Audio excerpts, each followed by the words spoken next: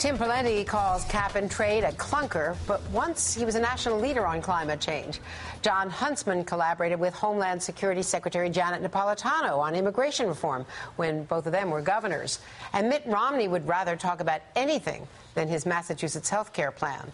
So what's up with all that? Ron Fournier is editor-in-chief of the National Journal, and we're talking now about the cover story where you're talking about how many, or I guess it's not the cover story, but inside your magazine in the new issue, right, you talk about how these Republican candidates have changed from their previous lives.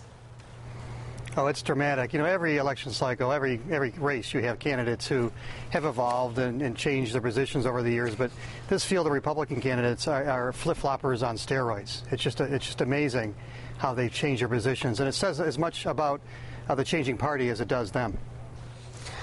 How much of this do you think is because of the Tea Party and how the party has changed? Well, that's exactly the point. What's happening here is the Tea Party has pressured so much moderation out of the party and has made so little room for anybody who would have any diversity of opinion that you have a guy like Tim Pawlenty, who was claiming on Fox News the other day that he only flirted with the cap and trade movement. Well, he didn't flirt with it. He married it. I mean, he was a big leader in Minnesota among governors on cap and trade, and now he's trying to pretend he had nothing to do with it. And you're laughing. Voters will find this somewhat disturbing in an age of, first of all, authenticity. They want candidates who are authentic.